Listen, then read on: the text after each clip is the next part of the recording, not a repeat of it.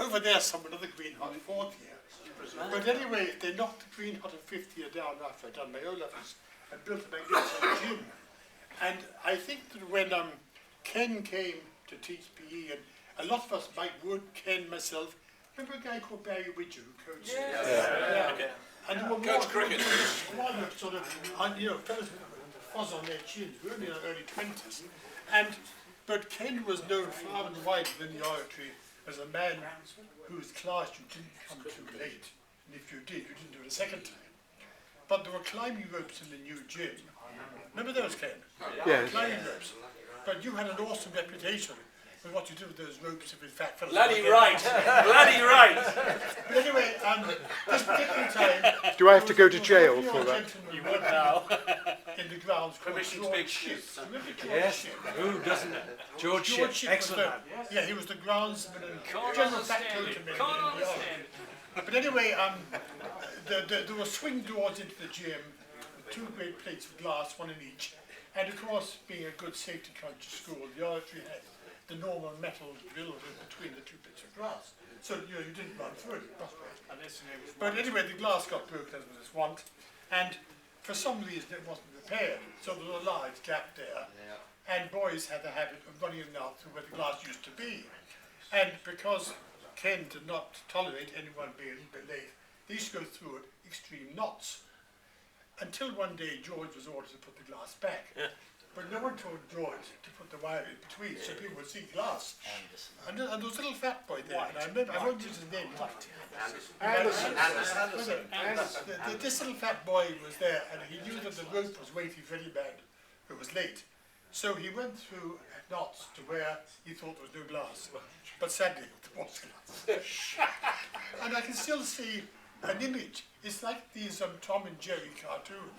There was an image of a slightly plump little boy who had gone through the glass and came out the other side almost unscathed. No, he didn't. He severed his femoral artery, and Rory Moore took his tie off.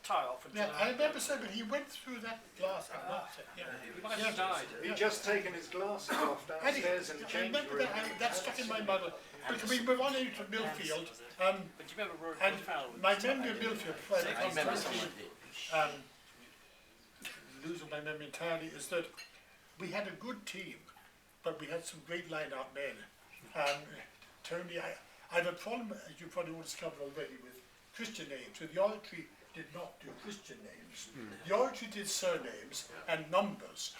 Now, I said it to you 3 years ago. I said, yes, I think it epitomised the Oratory of my generation and before. We had lots of people of titles from all over Europe, and we had papal princes. There was a Nicholas Caracciolo, who I think was sadly no longer with us.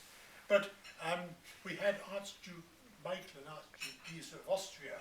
I think they were the last of the Habsburg line. Austria 1 and Austria 2.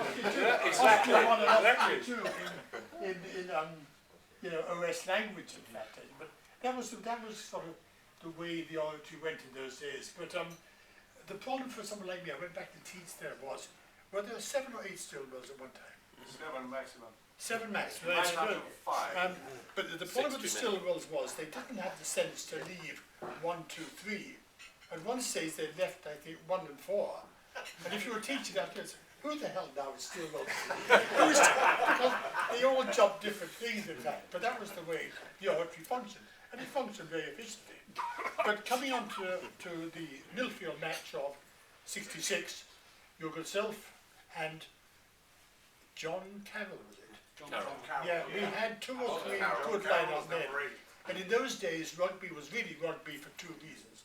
Number 1, if you kicked the ball to touch, you kept possession. You threw the ball in. And number 2, if a guy went up, you took his feet away and killed him. and I mean, that was the making of our Millfield strategy. Basically, you ground, and Mike Wood and I deliberated long and hard in the Greyhound bar down the road. Then what you did was you ground the touchline, and we had the best scrum half in schoolboy rugby. He's here today. No, he's not. Nigel Keogh. And he knew what to do. These modern fairy scrum halves, apologies, scrum half, they kick, they do a box kick, and the other side gets the ball about halfway down the field. In our day, the scrum half had one job, he got the ball left, kicking the touch, about 20 yards down. We're going to have another line out, and if you were good enough, you ground the tuts all the way down. I had come to the Oratory with that from, I grew up in Munster, and that's how Munster played their rugby. Someone just as a passing note mentioned the Gary Owen, and I said to you here, I think 3 years ago, for those who weren't here, that the Gary Owen is a misnomer. It was actually a young Munster guy who developed it, but in the original high ball, the up and unders he scored, you didn't make any ground, you kicked it up and you waited for the other guy to catch it, and then the pack descended on him, and he didn't catch it the second time. When I was very young, when I was very young, which is a long, long time ago, there was a guy called, I think his name, I might be suffering minds with dementia, I think his name was Nim Sharp, who was the great white hope for England after a rocky period. When Ireland won the Triple Crown, around about 48, 49, and the young Munster boy put up the high ball.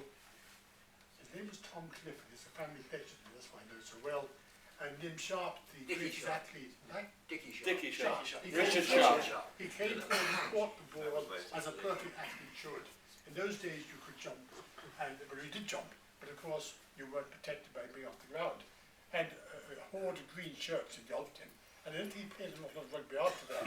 But maybe that was in my formative mind as a young fellow. But that's how we played.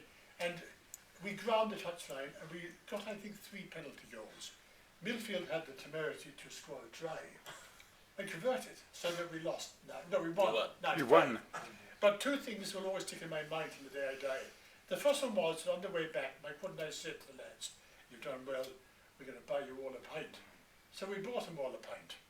But of course they bought themselves 3 or 4 bloody pints. And in those days, the Oratory, people always ran ahead to the Oratory, from the Oratory, to find out that there was quite a following for rugby, what the score was. And of course, you know, when they discovered that we had beaten Millfield, now, just in passing, Millfield had not been beaten for 4 years at that stage. And you beat them in Millfield? In Millfield, yeah. And we deserved the pints, you know. But anyway, when we came off the field, there were actually, and I can remember clearly, there were Millfield players in tears. We enjoyed that.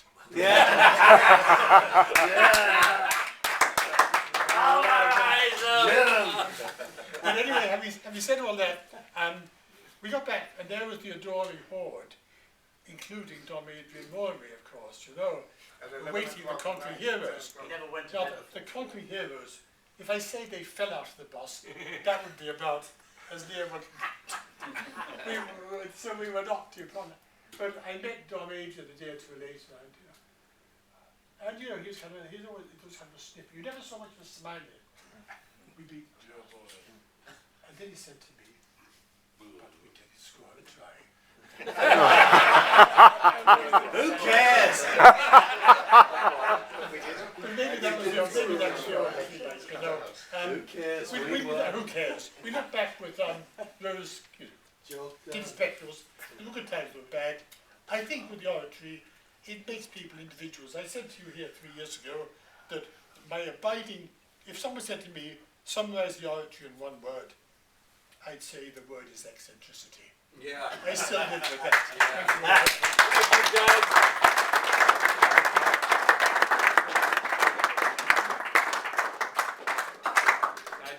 Very good. Well, thank you. Well, folks, that's part of the end of proceedings of the formal nature. The bar is